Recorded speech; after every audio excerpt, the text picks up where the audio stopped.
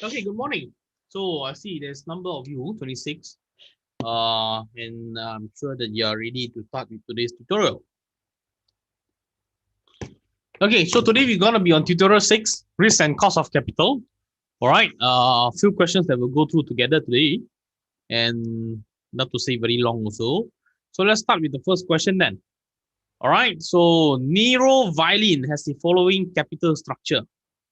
Okay, Nero Violin has the following capital structure.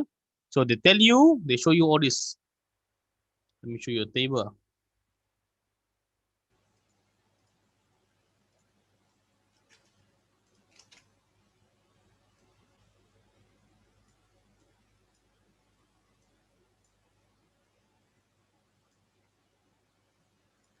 All right, this is the table.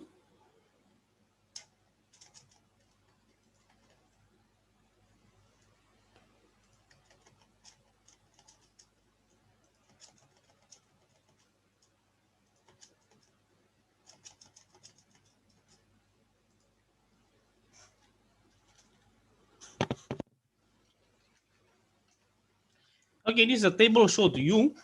All right, Nero Violin has the following capital structures: debt, preferred stocks, and common stocks. All right, and this is their total market value. So beta here basically represent risk. Let's see what's the first question about. The first question asking us what is the firm's asset beta? Okay, or in other words, what is the beta of the portfolio of the firm security? So to count the beta of the portfolio is basically very simple. Okay, so beta of portfolio is basically the sum of weightage multiplied by beta. So in this case here, you just need to do debt. Okay, debt is 100 million. 100 million, yeah.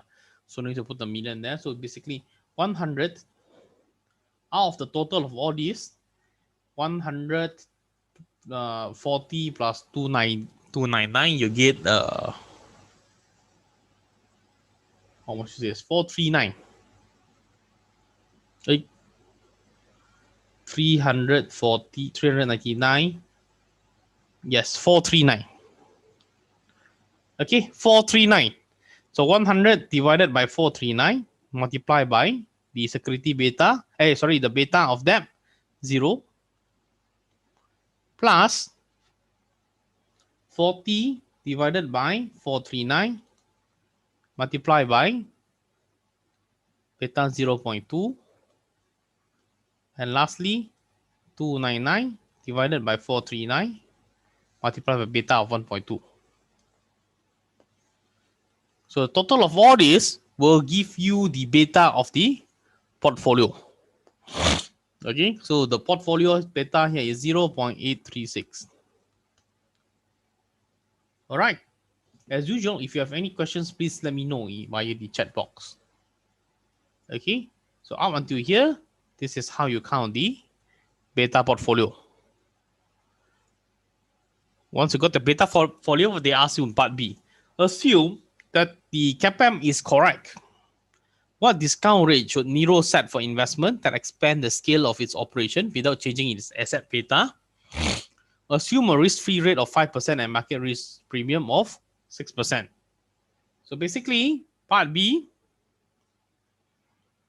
they tell you to use CAPM to find out what is the cost of capital, okay, or what is the discount rate.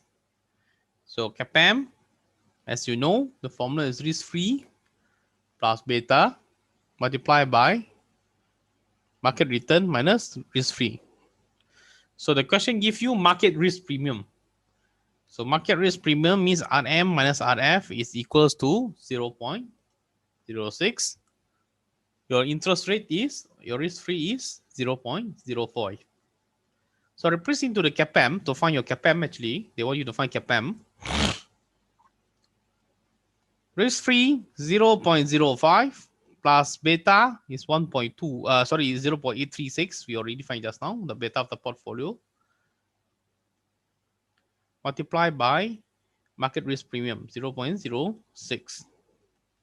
So this will give you the CAPM of 0.10016 or 10.016%. So this is your capital asset pricing model. So up until now, is there any confusion or any complication that you don't understand? It's very easy. Questions are very straightforward. First, they ask you to find the beta of all the firm's assets. Second, they want you to find the capital asset, the pricing model. Okay. And then they want you to find the discount rate with the CAPM model. So this is the discount rate. All right. So I see no one questioning me, so it should be fine. Then I will move on to question 2 then. So again, question 2, they show you a table. I hope that you have the table with you. I won't copy this table out. So you need to focus on only one thing here. Look at table 19.1. This time we will only concentrate on Norfolk Southern. So look at Norfolk Southern. Let me take down the information of Norfolk Southern. So Norfolk Southern,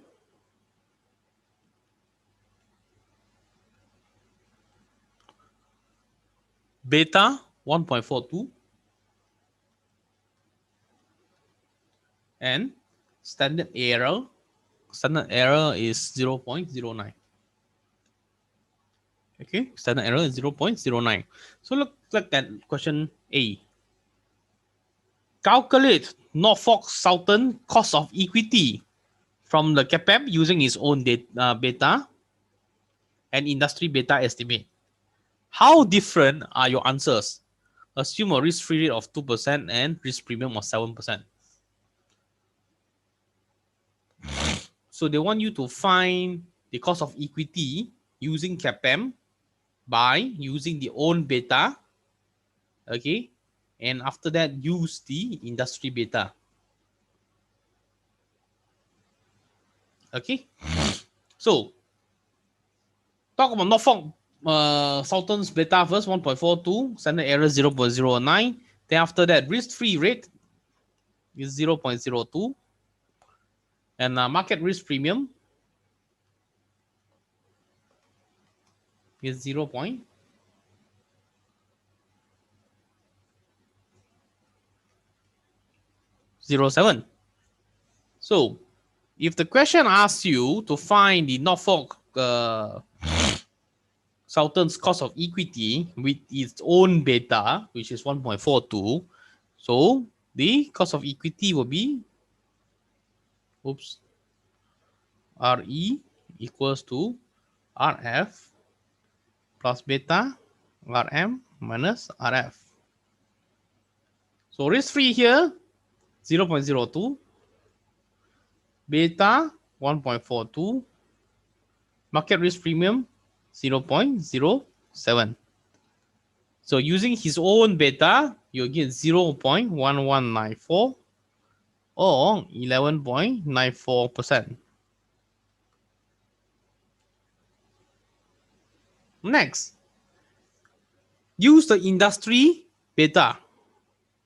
Industry beta given to you, this is Norfolk industry. The beta given is 1.34. Standard error is 0.06.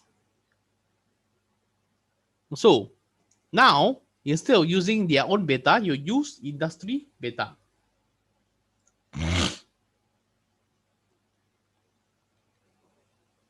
Same thing. Industry beta is 1.34 down 0.07. Industry beta will give you 0.1138 or 11.38%. So very slight difference only. Small difference. Okay. So B asks you to how would Norfolk Southern beta different from the industry beta? So you just show the comparison here. It's just a small slight difference. So actually part B is similar to part A's question. Okay, it's repetitive. And the last one that is something that is more interesting will be part C. Should Norfolk use its own beta or the industry beta? Okay, so this question, it's where you test your confidence level. Right? So give your first hypothesis. You want to see whether your hypothesis works or not. So see here, they want you to see which beta will be better. Okay, should you use Norfolk or should you use the industry beta? Okay, so in that case, you want to see, all right, is the Norfolk beta significantly different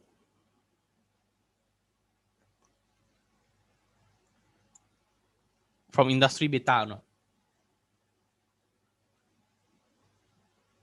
Okay, so hypothesis is Norfolk beta significantly different from industry beta.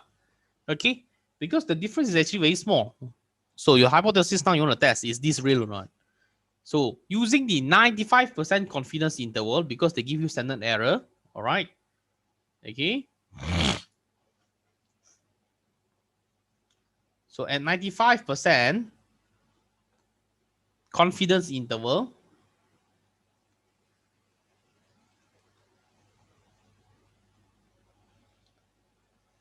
there are two standard error. Okay, there are two standard error. So what is the formula? Here will be beta minus 2 error less than beta. Beta plus 2 error. Okay, so the beta is bigger than beta minus 2 error. And is it the beta smaller than beta plus 2 error? Okay, so you do this equation, see where this 1.42 stays. All right.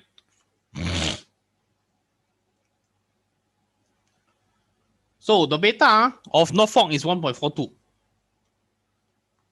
Minus 2, the error is 0.09. Beta 1.42 plus 2 times 0.09. So we want to see whether Norfolk beta is in between or not. Okay? If Norfolk beta is in between, that means this hypothesis is not right. Okay? So let's see.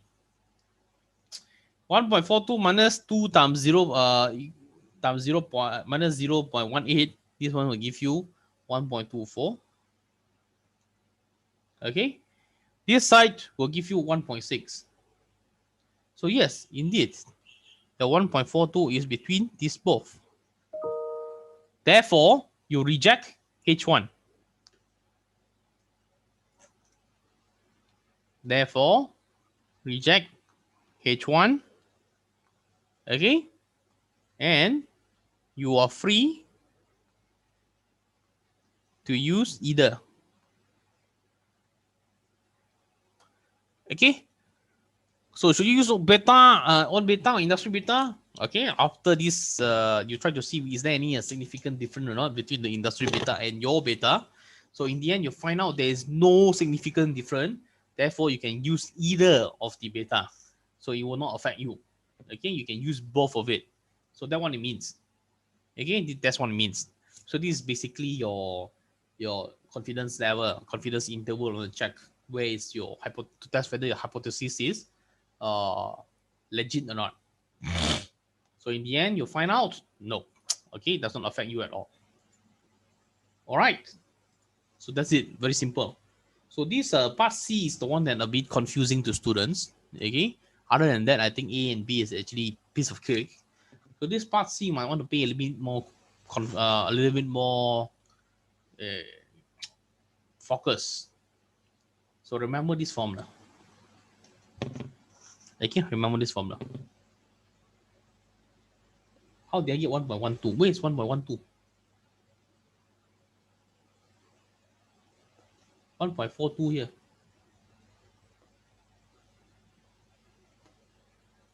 Mm, 1.42. Yeah. This is Norfolk beta, 1.42. Yes. I think when I do the circle the time, they take away my 4. All right. Okay. Okay. Can, huh? Not so hard after all. Just remember, part C is the one that's a bit more confusing. Okay. So, going on, all the questions are different today. So, 9.19 here, they're telling you mom and pop groceries has just dispatched a year of supply of grocery to the government of Central Antarctic Republic. Payment of $250,000 will be made 1 year, hence after the shipment arrived by snow train. Unfortunately, there's a good chance of a coup, in which case the new government will not pay. Okay, there might be a change of government and this new government will not want to pay you. So mom and pop's controller therefore decide to discount the payment at 40% rather than at the company 12% cost of capital. So they changed their discounted rate. Instead of 12%, they want to change it to 40%. So the question comes here. What's wrong with using a 40% rate to offset a political risk? So they're changing the 12% of cost of capital. The 12% cost of capital. COC lah. They want to change it to 40%. So question A asks you, what's wrong with using a 40% rate to offset political risk? So is this a good thing or not? Is it because of change of government? So you want to attract people, you want to reduce, you want to increase the discounting rate? Make it instead of 12% expected return, you make it into 40%. Okay, make it into 40% cost of capital. All right, so that means it's more risky now, right? So the problem here is they are using this 40% to offset political risk. So what happened here is this is not correct. Okay, this is not right. You can't do this. Okay, why? All right, because when you're increasing the discount factor to 40%, it does not increase the expected return. All right, of your investors. So those people who invested on you and stuff like that in their portfolio, you are changing the risk already now. Okay, you are changing the return based on the risk. So this is not acceptable, and this is not right. Okay, you will not change the market risk at all. All right, so that's the straightforward one. You can read further on the solution, but basically, when you are changing the cost of capital due to political risk, this is actually not right. Okay, because it does not change or increase the market risk, and it does not even affect the expected return. All right, so it's not right to do so. Okay, it's not right. Why? Because it does not increase the market risk and it does not change the expected return. So this is the two reasons here. Okay, no two reasons. Number one, no increase market risk. Number two, no changes to expected return.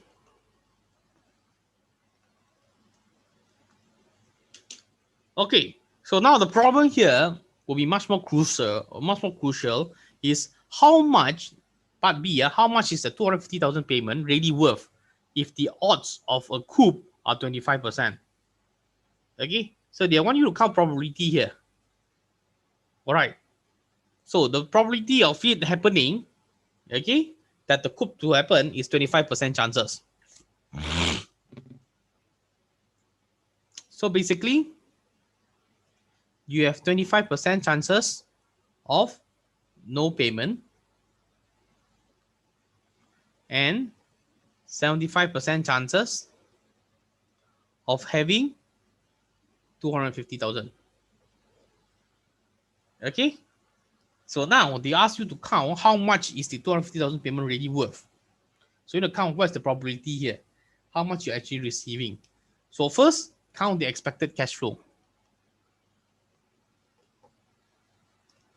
To count expected cash flow is basically 0.25 multiplied by 0 plus 0.75 multiplied by $250,000.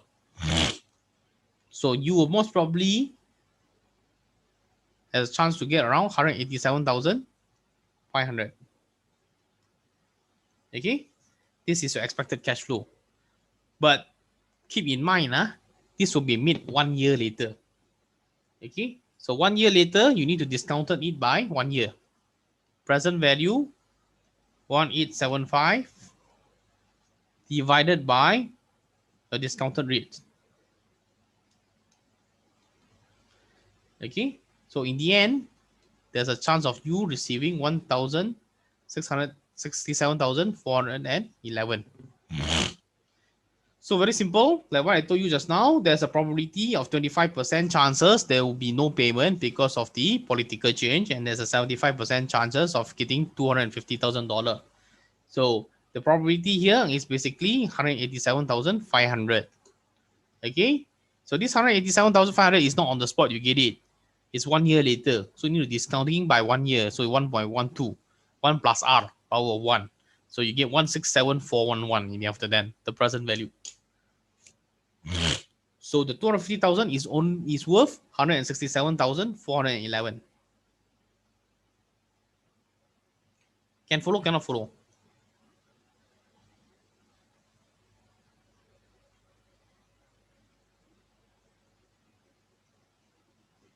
Everybody okay? No response. No response means okay, yeah? Clear. Very good. All right. No rocket science actually. If you attend the lecture, you go through workshops, then shouldn't be issues. This is actually very easy. The question is very easy.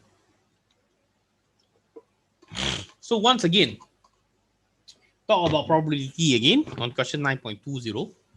An oil company is drilling a series of new wells. Okay, drilling a series of new wells on the perimeter of a producing oil field. 20% of the new oil will be dry hole. Even if it's a new well strikes, there is still an uncertainty about amount of oil produced. 40% of new well that strike oil produce only 1,000 barrel a day.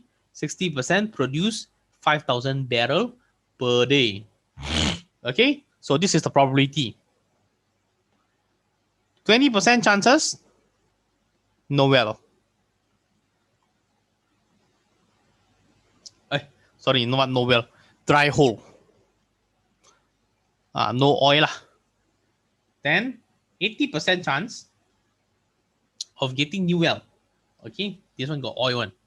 And then, but then got oil also, they separate too. 40% of the 80% can only make 1,000 barrel per day. The balance 60% could make 5,000 barrel per day. This is the story here. This is the outcome.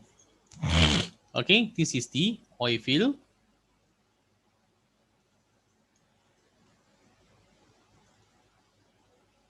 And these are the outcomes. So forecast the annual cash revenue from a new perimeter well. Use a future oil price of $100 per barrel. So we want to see how much can you get, okay, in annual basis. All right. So first of all, you need to expect the daily production first. The first step, find expected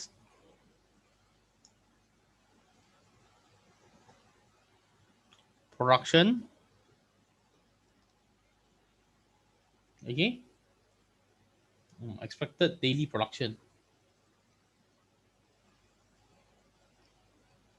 Each day, how much can you produce? Okay, so you are in an oil field. You got 20% chances of getting nothing. All right. And 80% of chances to get something. Okay, so basically this 80% chance of getting 0.4 multiplied by 1,000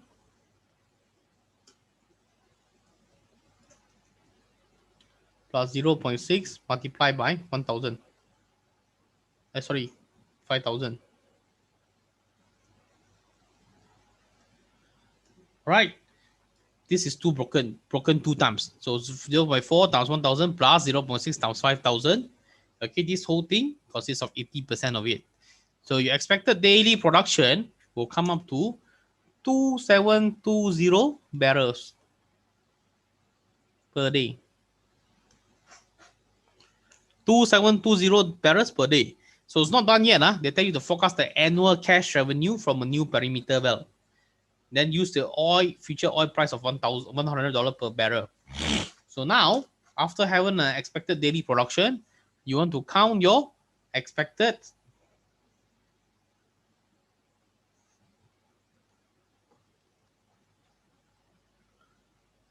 annual cash. So you see, 2720 per barrel for 1 year is 365 days, and each barrel costs you $100. So in the end of 1 year, you will get how much? $99,280,000. This is your annual cash revenue. Okay, your expected annual cash revenue. Next, part B, a geologist proposed to discount the cash flow of the well at 30% to offset the risk of dry hole. The oil company normal cost of capital is 10%. Does this proposal make sense or not? Because briefly explain why or not. This is just like just now. Okay, this is just like just now. All right, just now they want to drop the political risk and then make the discount rate to 40%.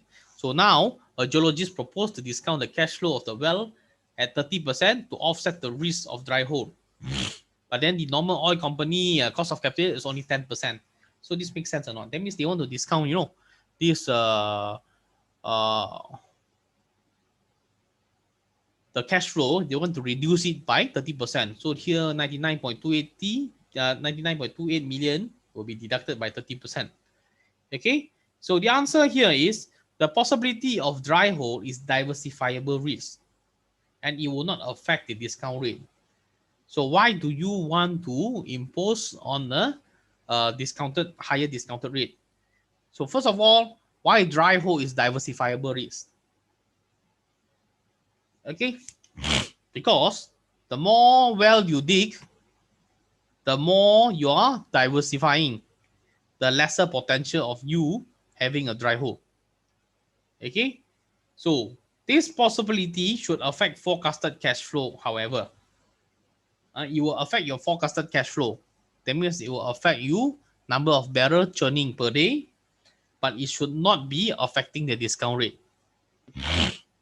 Okay, so the dry hole will only affect your forecasted cash flow. It will not affect your discounted rate. Okay, it will show that your production is not that much already, right? So if you're having a dry well, that means you won't produce that much. But it shouldn't be affecting your cost of capital anymore because that area you already got it. And then you have your other wells to cover back up, whether can you cover your cost or not. Okay, so you cannot change the discounting rate. Okay, clear? So the proposal does not make sense. You cannot change the discounting rate because well is considered as diversified. If let's say you got 100 well, that means your risk of having empty well is lesser because you got more well with oil. So those well with oil would cover up, okay, will generate income for you. So you can get your cost of capital, you can get back your returns. But of course, all this dry well will affect your cash flow. Okay, whether the revenue is high or not, it will be affected, but it won't affect your discount rate. Okay, the cost of capital is fixed. Clear?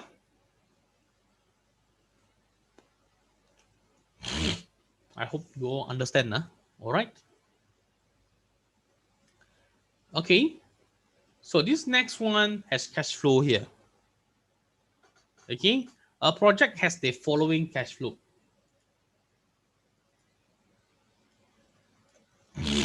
C0 C1, C2, and C3. C0 negative 100, 40, 60, and 50. So the estimated project beta is 1.5. The market return, 16%. Risk-free rate is 7%. You see got market return, got RF, got beta, confirm they will call you to do CAPM 1. You see this kind of information given to you, you know the question will ask you CAPM already for sure. So A, estimate the opportunity cost of capital and the project's present value. Nah, you see, never wrong one. They call you to find cost of capital. Means your CAPM, RF plus beta, RM minus RF. So 0.07 plus 1.5 times 0.16 minus 0.07. So you will get your cost of capital 0.205 or 20.5%. This is only the cost of capital. The next one, they want you to find the project present value. Okay, project present value. Simple lah. Project present value means discount all this cash flow come in one. Okay. So your present value will be not net present value. All this one, they only want your present value. So 40 divided by 1 plus R power 1 plus 60 divided by 1 plus power R power 2. And lastly, plus 50, 1.205 power of 3. So your cash flow present value will give you 103.09. Okay, 103.09. Done. Part A done. So part B, what is the certainty equivalent cash flow in each year? What is the certainty equivalent cash flow, equivalent cash flow in each year? Okay, this one is counting the CEC. Okay, they want you to count the certainty equivalent cash flow in each year. Confirm got one, confirm receive one. Okay, is how much. So basically, part B, okay, your certainty equivalent cash, CEQ for year 1, CEQ for year 2,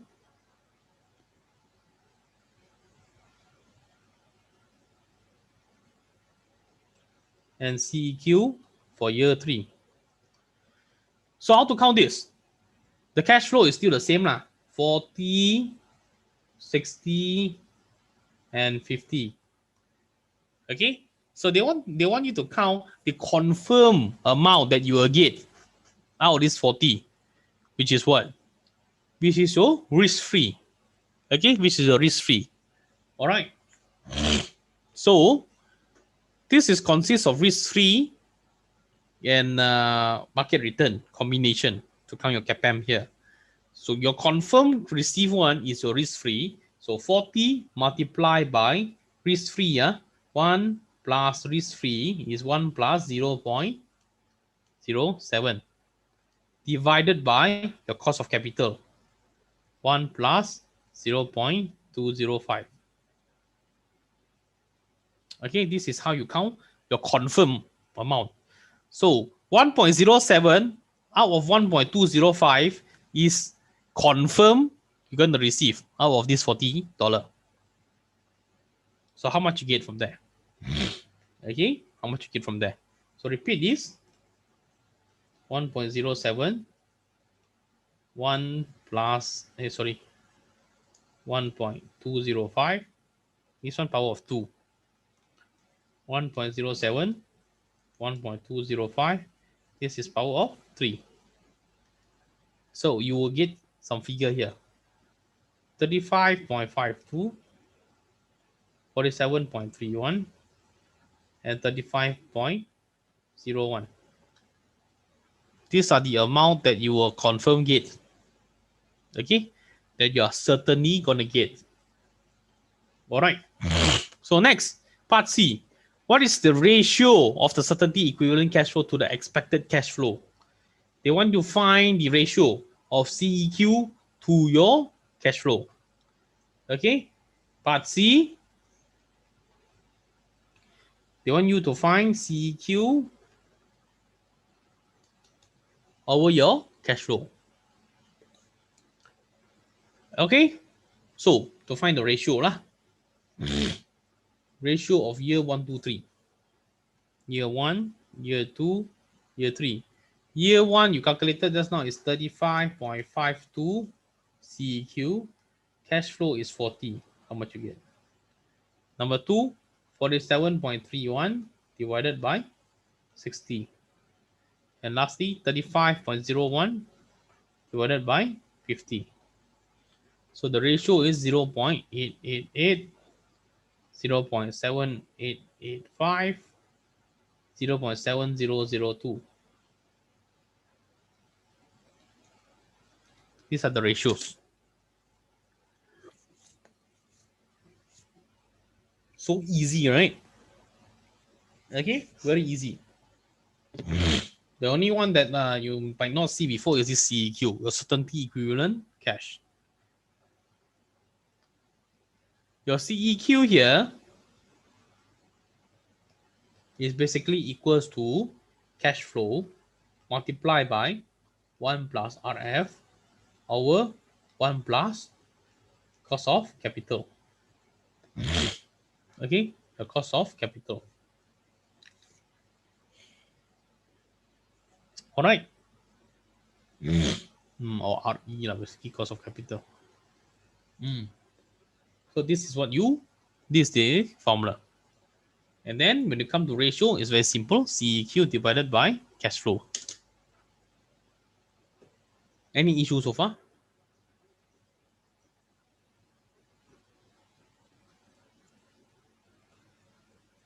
All good. Very well. Okay, very well. 9.22. The McGregor Whiskey Company is proposing to market Diet Scotch. The product will first be test marketed for 2 years. Edinburgh at an initial cost of $500,000. This test launch is not expected to produce any profit, but should review consumer preferences. There is a 60% chance that demand will be satisfactory. In this case, McGregor will spend $5 million to launch the Scotch nationwide and will receive an unexpected annual profit of $700,000 in perpetuity.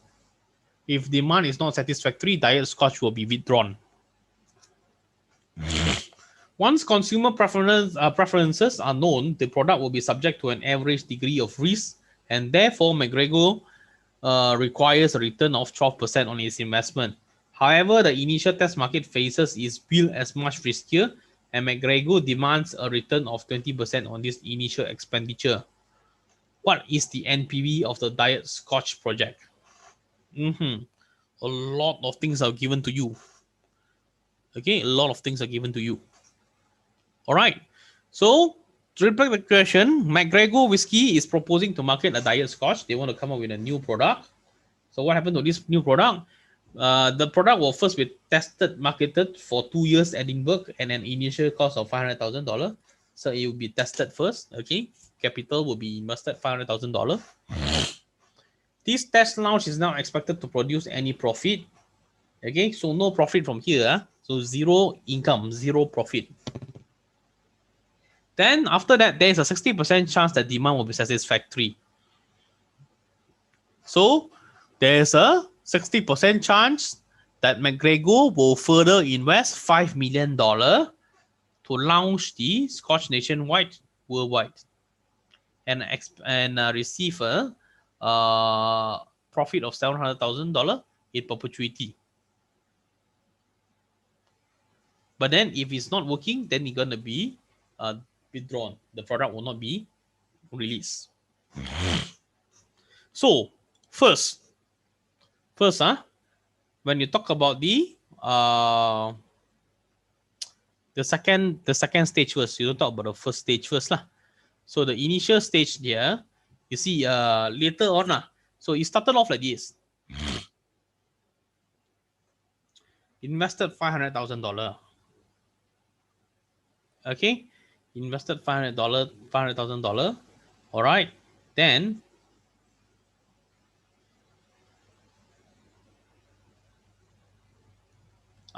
after that, after investing this $500,000, there are a 40% chance of fail. Fail, then withdraw.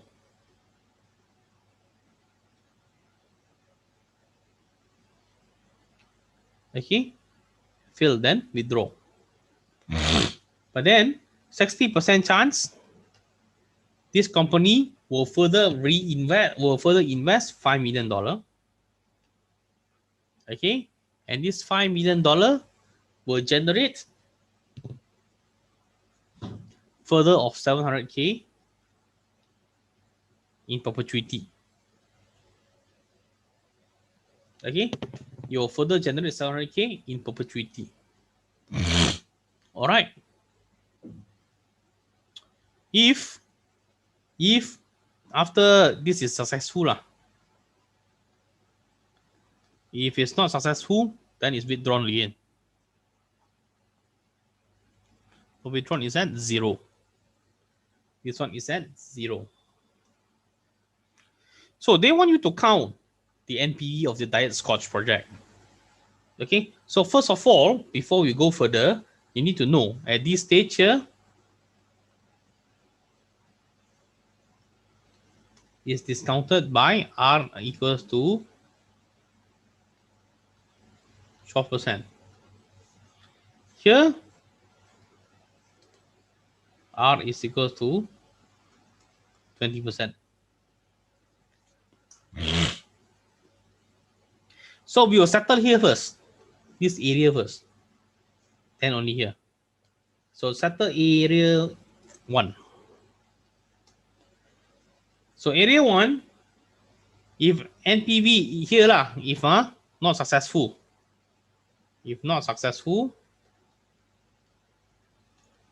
NPV equals to 0. Nothing goes right here. All right, but if successful, NPV equals to initial investment of $5 million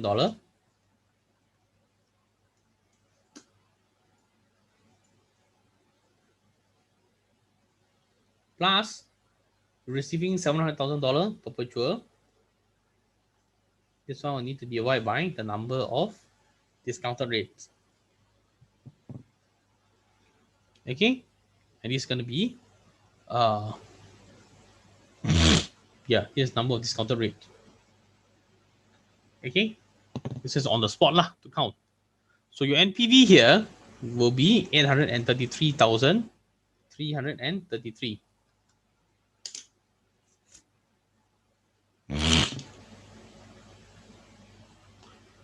$833.3333.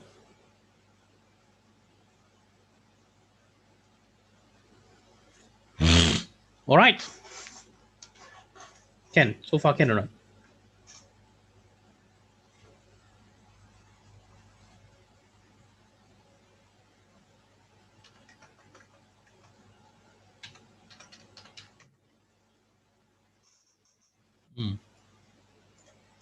Okay, so the second stage now, you didn't get the calculation correctly.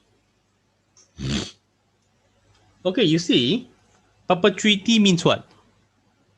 Never ending, right? Perpetuity, if you remember what you did before, is payment divided by interest 1 plus R. Okay, and perpetuity is never ending, so it's infinity. So that's why no discounting. You only discounted one time. Okay, so initial investment is negative $5 million. Then this is a perpetuity. That means for forever, you'll receive $700,000. So this will give you 5.8333 million. So negative 5 million plus 5.8333 million, you get 833,333 NPV on this section at 60% chances. Okay, at 60% chances. So at time 0 here, okay. So now back to stage 2 here is when at time is equal to 0. Okay, this one is when time is at 2 lah, at the second year, after 2 years. This is at t equals to 2 at the second year. Okay, at the second year, after invested $5 million, okay, and then if it's successful, you have $700,000 forever, perpetuity mah. So the formula for perpetuity is PMT divided by 1 plus R. Okay. Sorry, this is my fault. Wrong. PMT divided by R. No 1 plus R. 0.12. I think you remember. PV infinity equals to C divided by R or PMT divided by I. Remember this formula or not? You did it before in some of the earlier semesters unit. So this is for perpetuity. When you see perpetuity, eternity, never ending, this is the formula. C divided by R, PMT divided by I. So here, 700,000 forever divided by 0.12. So you get an NPV of 833,333 at this stage, at T2. So at T1 is different. T1 discounted rate is 20%. Okay. So at T1 here, you want to count NPV at T1. Your investment is 500,000. So negative 500,000. Got two possibilities here. 40% chances of getting 0 and 60% chances of getting this amount. 8,333,333. And this you need to discount by 20%. Okay, for 2 years. Because this is on the second year.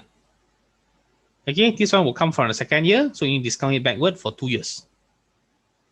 All right, at time 0. So in the end, you get a negative NPV. Negative 152,778. So this investment is actually not worth it. Again, not worth it to take because it gives you a negative NPV. Can see, cannot see. Anyone lost? So this question might be a bit confusing. All right, so I explain all it together again to you. So initially, this company invests $500,000 in the first year for it to test the market for 2 years. And then these 2 years don't get any money one. Okay, it's don't have any expected profit at all. All right, after the 2 years, there's a 60% chance that they will demand with satisfactory, and then they will further invest $5 million. Okay, and it's $5 million to launch it nationwide.